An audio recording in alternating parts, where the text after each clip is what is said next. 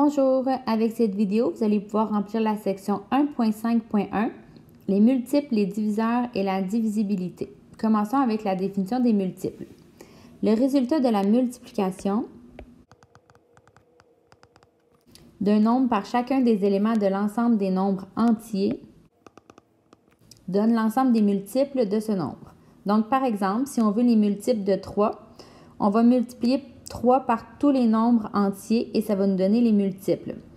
Donc, on peut y aller aussi dans le négatif. Par exemple, 3 fois moins 3 nous donne le multiple moins 9. 3 fois moins 2, moins 6. 3 fois moins 1, moins 3, etc. Par contre, de façon générale, on va s'intéresser aux multiples dans les naturels étoilés, c'est-à-dire plus grands que 0. Donc, si on vous demande les multiples de 3, vous allez prendre seulement les positifs et on aurait 3, 6, 9, 12, etc. Définition des diviseurs. Les nombres entiers qui divisent entièrement, soit sans reste un nombre, sont appelés les diviseurs ou facteurs de ce nombre. Donc, par exemple, si on veut les diviseurs de 10, encore une fois, on peut y aller dans les négatifs. On aurait moins 10, moins 5, moins 2, moins 1, 1, 2, 5 et 10. Encore ici, on va s'intéresser seulement aux diviseurs qui font partie de l'ensemble des naturels étoilés, c'est-à-dire plus grands que 0. Donc, si on vous demande quels sont les diviseurs de 10, vous allez dire 1, 2, 5 et 10. Nombre premier et nombre composé. Un nombre premier a exactement deux diviseurs, soit 1 et lui-même. 17 est un nombre premier car ses seuls diviseurs sont 1 et 17. Attention ici, le nombre 1 n'est pas premier puisqu'il n'a qu'un seul diviseur et c'est 1. Tandis que la définition nous dit qu'il doit avoir deux diviseurs, soit 1 et lui-même. Donc, le nombre 1 n'est pas premier. Un nombre composé a plus de deux diviseurs. Par exemple, 8 est un nombre composé car les diviseurs de 8 sont 1, 2, 4 et 8. La factorisation d'un nombre est son écriture sous la forme d'un produit de facteurs. Donc, par exemple, on peut avoir 2 fois 12, c'est une factorisation de 24 parce que 2 fois 12 donne 24.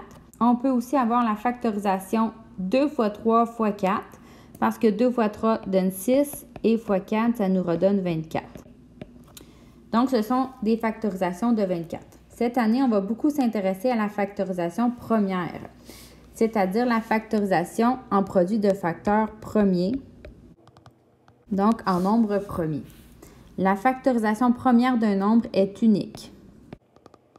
Il ne peut donc pas y avoir deux factorisations différentes pour décrire un même nombre. Ici, la factorisation première de 24 serait 2 fois 2 fois 2 fois 3 ou 2 exposant 3 fois 3. Donc, si on vérifie, 2 fois 2 nous donne 4, 2 fois 3, 6, 4 fois 6, 24. Et on peut utiliser la façon avec les exposants. Donc, 2 exposant 3, 8 fois 3, 24. Pour décomposer en facteurs premiers, on va utiliser un arbre de facteurs. Et voici les étapes à faire. Donc, premièrement, vous devez exprimer le nombre avec un produit de deux facteurs quelconque. Donc, ici, 36, on a décidé d'écrire 4 fois 9. On aurait pu prendre deux autres facteurs comme 3 fois 12, par exemple.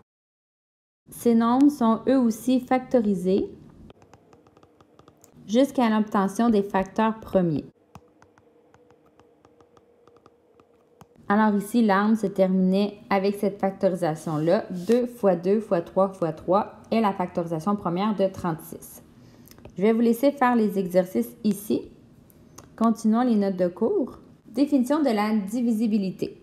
On dit qu'un nombre est divisible par un autre nombre lorsque le quotient est un nombre entier.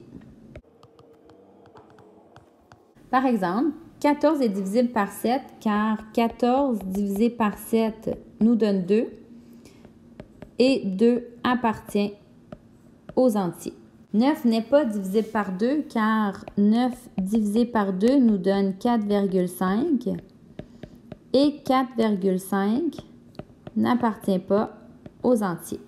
Donc, 2 n'est pas un diviseur de 9, mais 7 est un diviseur de 14.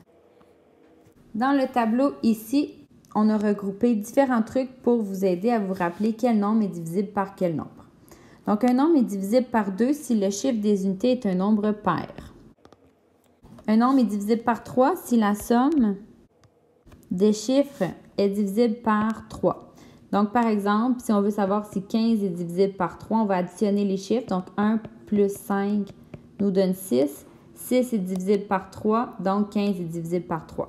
Un nombre est divisible par 4 si le nombre formé par les deux derniers chiffres est divisible par 4.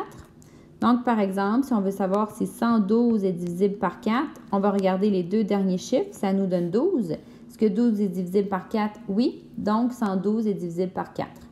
Un nombre est divisible par 5 si le chiffre des unités est 0 ou 5.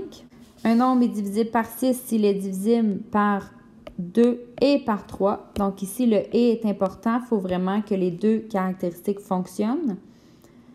Un nombre est divisible par 9 si la somme des chiffres est divisible par 9. Donc, même truc que pour le nombre 3.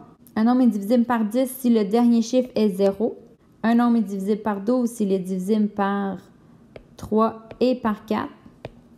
Donc, encore ici, le « et » est important. Il doit être divisible par les deux. Et finalement, un nombre est divisible par 25 si le nombre formé par les deux derniers chiffres est divisible par 25. Alors, même truc que pour le chiffre 4. Les notes de cours se terminent ici.